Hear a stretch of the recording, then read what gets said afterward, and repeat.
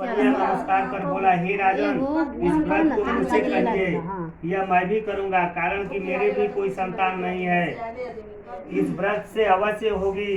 वह व्रत की विधि जानकर अपने घर में आकर अपनी स्त्री से यह संतान व्रत कहा और यह संकल्प किया कि जब मेरे घर में संतान होगी तब मैं अवश्य सत्यनारायण भगवान का व्रत करूंगा। थोड़े ही समय में उसकी स्त्री लीलावती आनंद चित्त से गर्भवती हो गई। उसने 10वें मास में आश्विन निर्मल एक कन्या को उत्पन्न किया। जैसे शुक्ल पक्ष में चंद्रमा की ज्योति बढ़ती है, उसी तरह प्रतिदिन कन्या वृद्धि को प्राप्त हुई।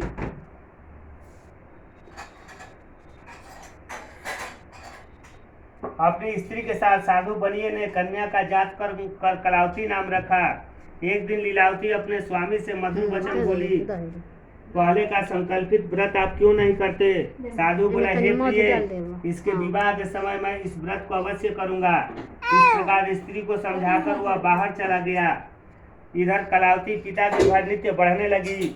एक दिन धर्म के साधु बनिया ने सखियों के साथ खेलती हुई लड़की को विवाह के योग्य देखा तो दूत बुलाकर कहा, विवाह के निर्मित कन्या के लिए एक योग्य वर खोज कर ले आओ।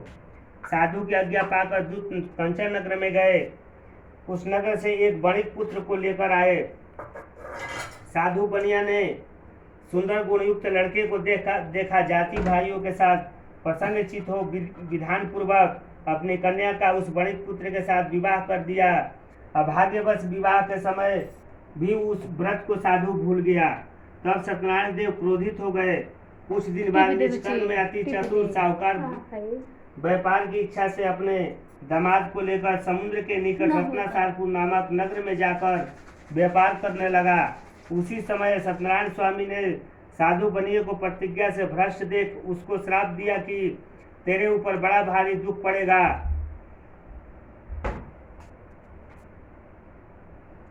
उस दिन चोरों ने राजा के धन को चुरा अपने पीछे देखते हुए साधु की दिशा को चले। दौड़ते हुए राजा के दूतों को आता देखकर डर कर धन को यहाँ रखकर आप छिप गए।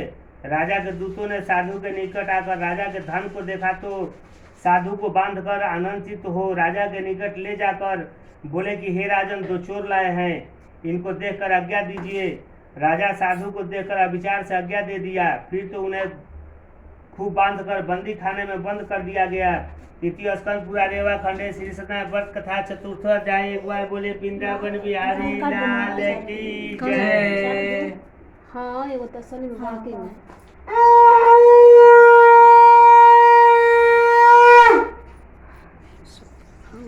सूत जी बोले, सतदेव जी की माया से चंद्रकेतु राजा ने उन दोनों बनिए के वचन को कुछ भी नहीं सुना और उनका सब धन ले लिया। श्री सत्यनारायण के श्राप से साधु और दामाद के घर पर स्त्रियां भी बड़ी दुखित हो गई। चोरों ने घर का धन भी चुरा लिया।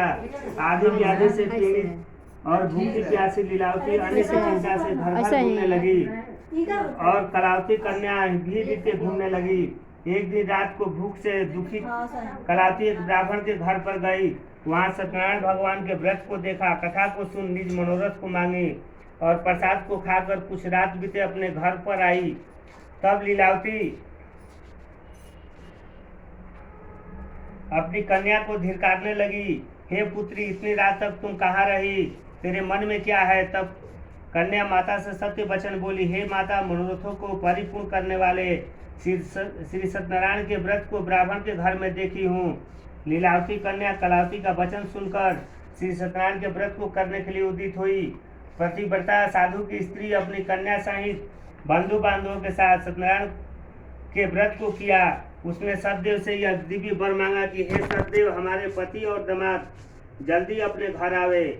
मेरे पति और दामाद के अपराध क्षमा करने योग्य है, अतः आप क्षमा कीजिए।